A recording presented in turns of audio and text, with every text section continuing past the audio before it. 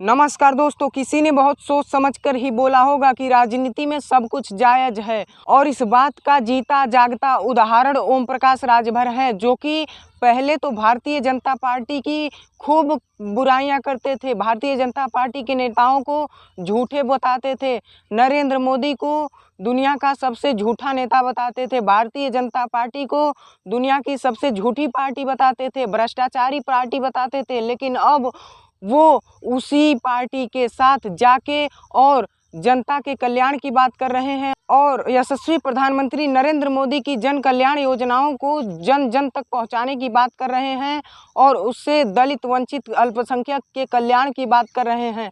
लेकिन वहीं कुछ दिन पहले वही ओपी राजभर जब सपा के साथ थे, यानी अखिलेश यादव के साथ विधानसभा चुनाव लड़ रहे थे, तो वो इतने उल-जुलूल बयान दे रहे थे बीजेपी के खिलाफ और वो अब एनडीए में जाके शामिल हो चुके हैं। मतलब अब वो बीजेपी के साथ हैं और बीजेपी के साथ ही काम करेंगे, लेकिन उनका ये पता नहीं है कि कब तक बीजेपी के साथ रहेंगे, क्योंकि जो आदमी एक पार्टी से दूसरी पार्टी के साथ जा सकता है तो वो क्या भरोसा कि तीसरी पार्टी में भी जा सकता है, जहां भी फ़ायदा मिले वहां जा सकता है। और ये भी हो सकता है कि वो बीजेपी के साथ देर तक रहें। और लोगों का ये भी कहना है कि ओपी राजभर को उत्तर प्रदेश सरकार में मंत्री भी बनाया जा सकता है और इसीलिए ओपी राजभर वहां गए हैं सत्ता के मजा लूटने के लिए।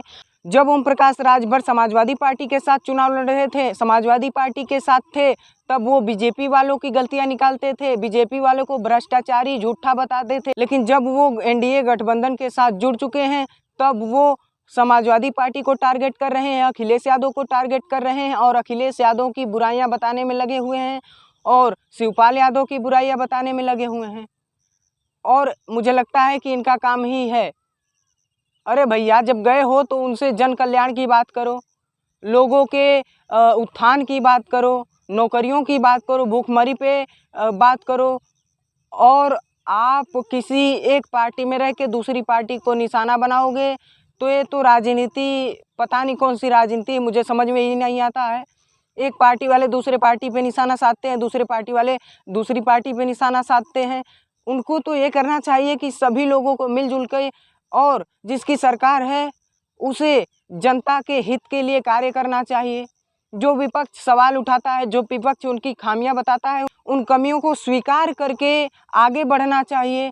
वो अच्छा ही काम करते हैं कि आपके काम में कमियां निकाल देते हैं, तो आप उस काम को अच्छे तरीके से कर सकते हो। लेकिन आप लोग भ्रष्टाचार करने में बिजी हो, आप लोगों को समझ में नहीं आता है और मीडिया तो सवाल पूछती ही नहीं है। मीडिया केवल एक टॉपिक पा जाती है तो उस पर दिन रात चर्चा करने लगती है। वैसे ओम प्रकाश राजभर की इस पलटी पे आप क्या समझते हैं, हमें कमेंट में अपनी प्रतिक्रिया जरूर दीजिएगा। और साथ ही ओम प्रकाश राजभर के बीजेपी के साथ जाने से बीजेपी को उत्तर प्रदेश में और ज़्यादा मजबूती मिलेगी, इस सवाल का जवाब भी आप बताइएगा। जय हिंद।